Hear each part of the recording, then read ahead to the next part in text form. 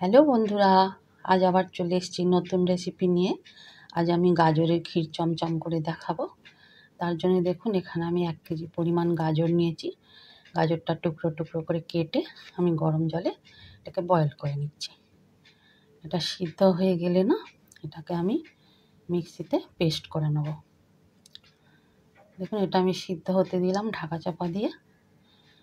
তো গাজরটা সিদ্ধ হয়ে গেছে। এটা দেখুন, আমি মিক্সিতে একটা পেস্ট বানিয়ে নেব। তার জন্য কড়াই ঘি দিলাম।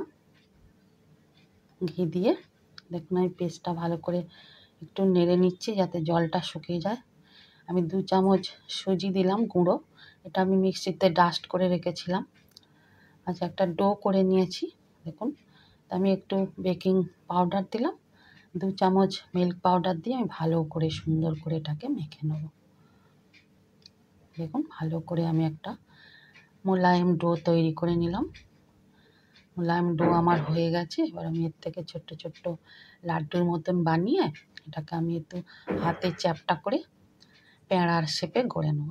প্রথমে লাড্ডু বানিয়ে নিলাম, নিয়ে দেখুন এটাকে আমি প্যাঁড়ার শেপে গড়ে নেব। তো আমি গড়ে রেখেছি। কড়াইতে দুধ নিলাম 1/2 লিটার।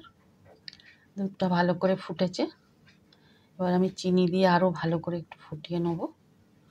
ফুটিয়ে একটু ঘন হয়ে যাবে, স্প্যাচুলা দিয়ে সমানে নাড়তে হবে।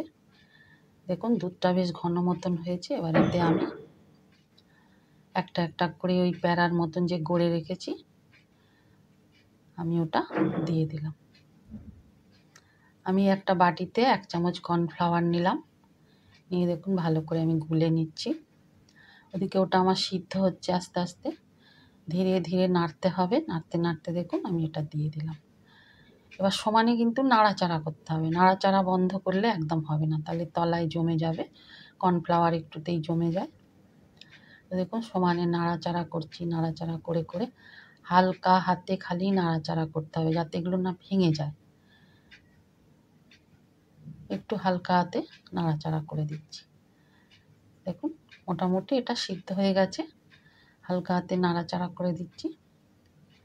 মোটামুটি দেখুন নাড়তে নাড়তে উলট পালট করে এটা বেশ সুন্দর, ওদিকে একটা গ্রেভিটাও হয়ে যাচ্ছে। সুন্দর করে জিনিসটা আমার হয়ে গেল।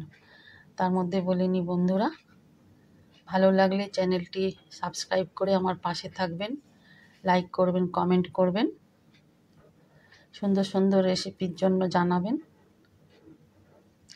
তো দেখুন বন্ধুরা, হয়ে গেল আমার এটা। আমি এবার একটা বাটিতে তুলে দেখাচ্ছি যে কেমন হয়েছে। দেখুন, আমি বাটিতে তুলে নিচ্ছি। আপনাদের আমি কেটে দেখাচ্ছি জিনিসটা কেমন হয়েছে। ঠিক আছে বন্ধুরা, এবার আমি দেখাবো।